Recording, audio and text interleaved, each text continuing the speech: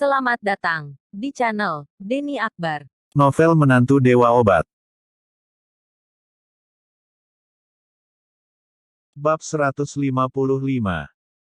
Reva yang baru saja sampai di rumah langsung mendengar suara Axel yang sedang marah karena kehilangan kesabarannya. "Alina, ada apa sebenarnya dengan keluargamu? Sudah gila ya? Aku tidak mau tahu, pokoknya suruh mereka pergi besok." Mata Alina memerah dan berkata dengan air mata berlinang, "Axel, pikirkanlah perasaanku sedikit. Dia adikku, bagaimana bisa aku mengusirnya? Jika aku melakukannya hanya akan membuat keluargaku kecewa. Di awal kita menikah dulu, saat kau masih miskin dan tak punya apa-apa, bagaimana mamaku memperlakukanmu?" Axel tampak tertegun. Dia teringat dulu di awal tahun itu dia masih miskin dan saat itu ibu mertuanya memperlakukannya dengan baik dan sampai sekarang Axel selalu bersyukur. Lalu apa yang harus aku lakukan dengan ini? Tanya Axel dengan cemas, apakah kita harus mengangkat dia menjadi manajer umum perusahaan? Nara, bagaimana menurutmu? Kau malah berjanji ke mereka akan menjawabnya dalam waktu 1 hari. Bagaimana kau akan menjawab mereka? Nara tampak tak berdaya dan menjawab, "Pak, jika aku tak menjawab mereka seperti itu pada situasi seperti tadi, apakah mereka akan pergi?" "Axel, meski begitu kau juga tak boleh asal berjanji kepada mereka. Kalau kau tak dapat memenuhi janjimu itu lalu bagaimana?" Nara terdiam. Dia juga tidak tahu harus bagaimana.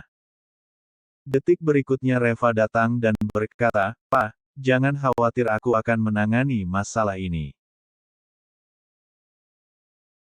Axel memelototi Reva dan berkata, "Kau menanganinya? Memangnya kau punya kemampuan apa sehingga bisa menanganinya? Baru saja aku akan menegurmu, siapa yang mengizinkanmu membawa mereka ke Hotel Bintang 5? Apakah kau tahu berapa biaya Hotel Bintang 5 untuk 1 malam? Mereka sekeluarga itu tidak akan pernah merasa puas. Jika mereka tinggal di sini terus-menerus lalu bagaimana dengan biaya-biayanya?" Reva berkata dengan perlahan, "Pak, jangan khawatir, tak lama lagi mereka akan pergi dan memohon untuk tidak tinggal di Hotel Bintang 5. Axel tampak tertegun sejenak dan bertanya dengan heran, "Apa yang kau katakan barusan? Apakah otakmu sudah miring? Kau mengatakan mereka akan pergi dan juga memohon untuk tidak tinggal di Hotel Bintang 5. Apakah kau sudah gila?" Nara dan Alina juga menatap Reva dengan terpana. Menurut mereka Reva sedang bermimpi di siang bolong. Alina berkata, "Sudahlah, sekarang jangan membahas tentang Hotel Bintang 5 dulu. Yang terpenting sekarang adalah masalah pekerjaan Nadine. Ini harus bagaimana?" Reva menjawab, "Tidak apa-apa, kita setujui dulu saja permintaan mereka, sisanya serahkan kepadaku." Alina tampak cemas dan berkata dengan gugup, "Reva, apakah kau tahu apa permintaan mereka? Jangan main setuju saja.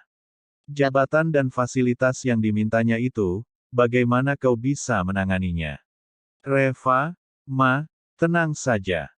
Lakukan saja seperti yang aku katakan. Tenang saja, mereka pasti akan pergi sendiri dalam waktu 3 hari. Dan setelah ini mungkin mereka tidak akan berani datang berkunjung lagi nantinya." Ketiga orang itu tampak tercengang. Bagaimana mungkin Reva bisa begitu yakin dengan ucapannya?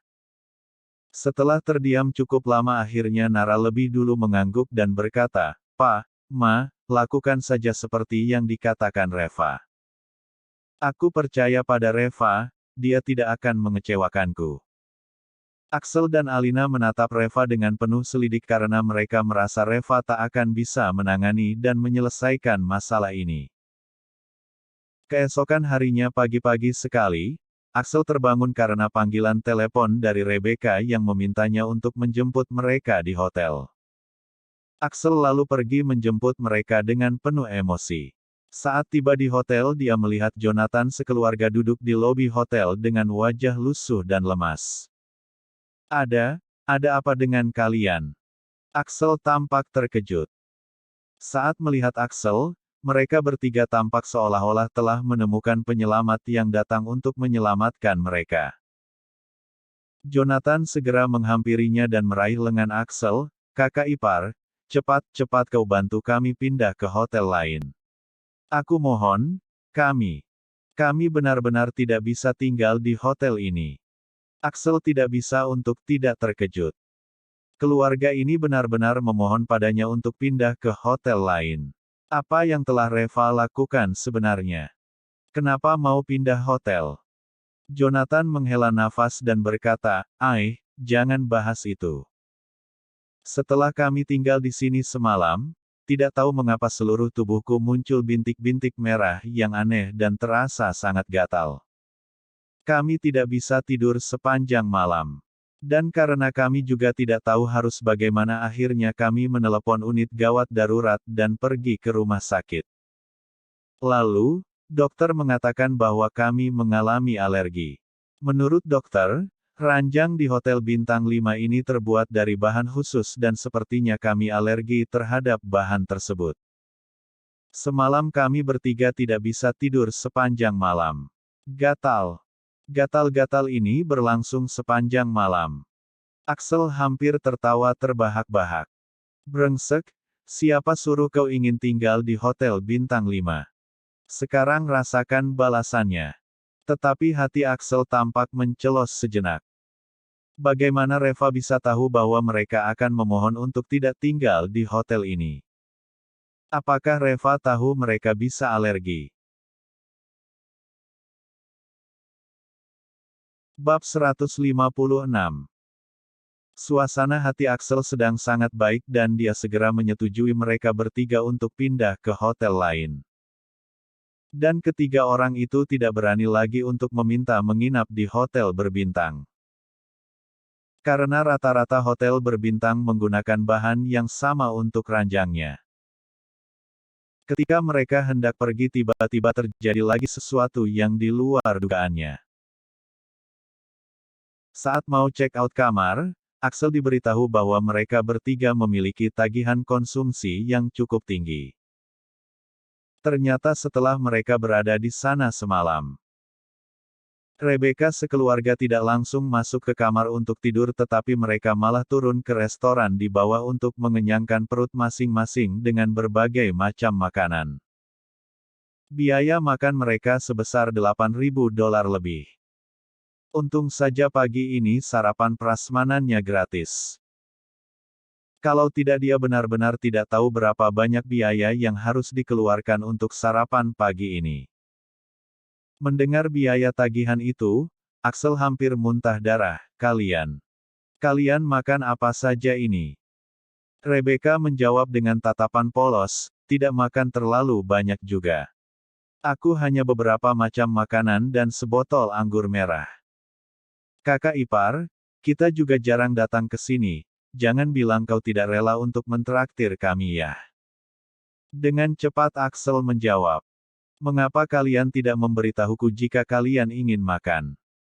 Aku kan bisa mengajak kalian makan di luar, mengapa harus makan di sini?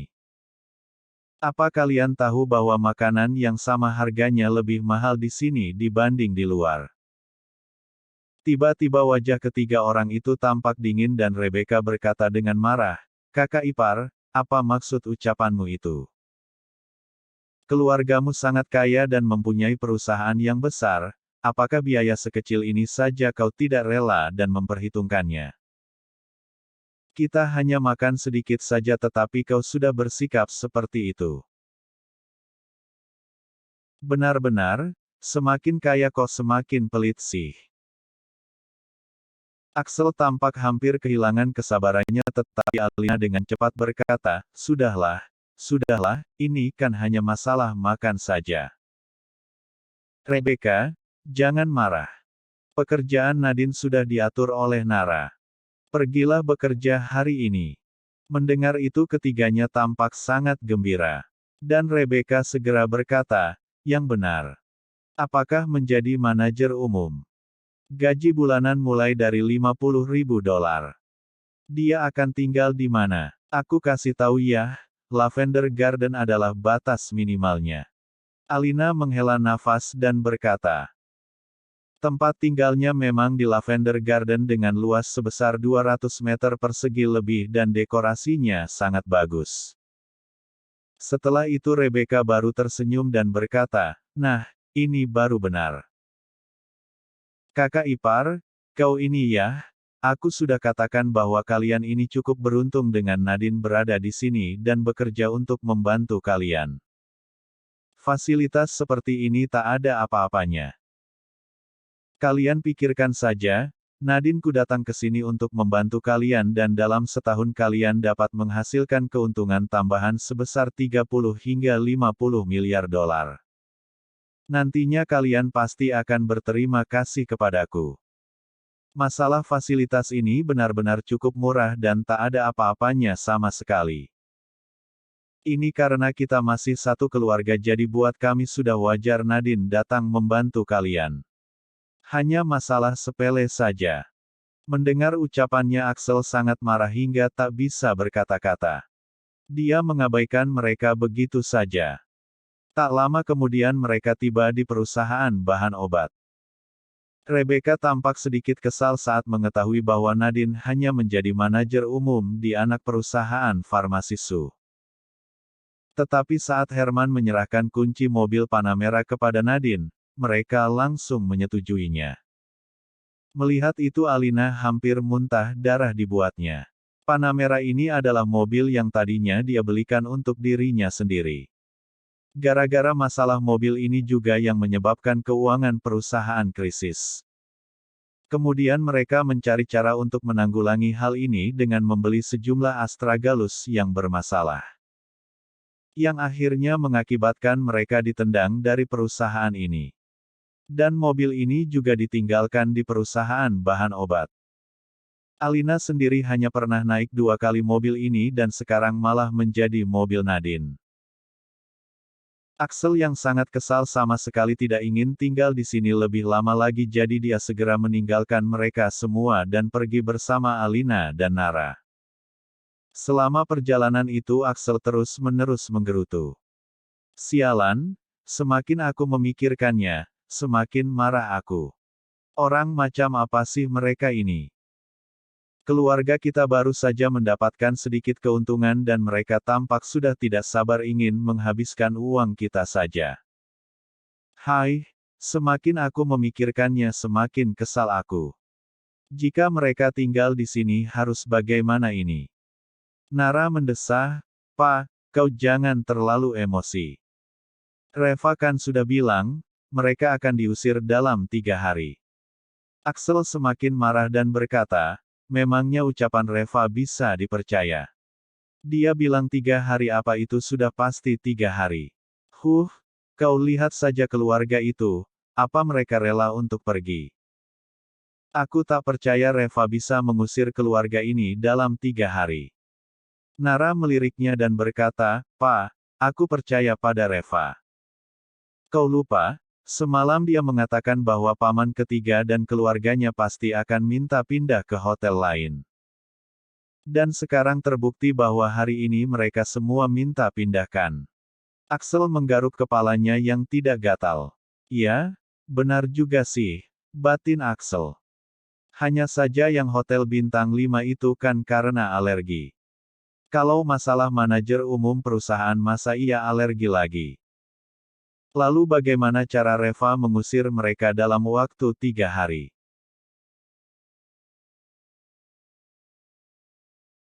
Bab 157. Nadine telah bergabung dengan perusahaan bahan obat tetapi anehnya Jonathan dan Rebecca juga ikut bergabung ke dalam perusahaan. Keduanya memberi alasan bahwa mereka di sini hanya untuk memantau bagaimana perusahaan memperlakukan Nadine tetapi sebenarnya tujuan mereka adalah untuk menunjukkan martabat mereka. Setiap kali bertemu dengan seseorang mereka akan mengatakan bahwa mereka adalah orang tua dari manajer umum perusahaan ini. Dan sengaja mengatur dan memerintah karyawan-karyawan di perusahaan itu seolah-olah mereka ada pemilik perusahaan saja. Pada awalnya keduanya masih tampak segan dengan Herman yang seorang CEO. Tetapi setelah mereka mengetahui bahwa Herman adalah teman Reva, mereka langsung tak lagi segan terhadapnya. Menurut mereka, Herman bisa menjadi CEO di sana juga pasti berkat hubungannya dengan Reva. Dan perusahaan bahan obat ini juga anak perusahaan dari farmasi Su yang merupakan industri milik keluarga Su. Menurut mereka jika sesuai dengan aturan hubungan kedekatan mereka seharusnya Nadine yang menjadi CEO bukan Herman. Karena itu setelah 2 jam bekerja di sana, Rebecca langsung menelepon Nara. Dia meminta Nara untuk mengangkat Nadine menjadi CEO menggantikan Herman dan membiarkan Herman menjadi asisten Nadine. Saat mendengarnya Nara marah sekali dan emosinya hampir tak tertahankan.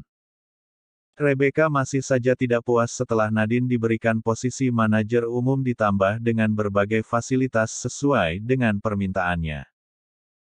Nara awalnya ingin langsung menolak mereka tetapi dicegah oleh Reva. Kau tak perlu berdebat dengan mereka karena mereka sekeluarga itu tidak bisa diajak bicara. Kau beritahukan kepada mereka bahwa Nadine baru masuk ke perusahaan ini dan ada banyak hal yang dia belum mengerti dan terbiasa. Setidaknya dia harus memahami hal-hal ini dulu. Nanti setelah Nadine memahaminya baru diangkat menjadi CEO, paling lama sekitar seminggu. Ujar Reva sambil tersenyum.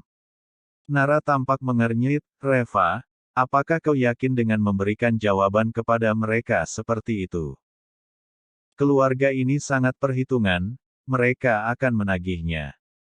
Jika setelah seminggu tidak diangkat menjadi CEO, mereka pasti akan membuat keributan. Reva tersenyum dengan ringan dan berkata, jangan khawatir, mereka tidak akan tinggal lama di sini. Mereka tak akan tahan untuk tinggal di sini lebih dari seminggu.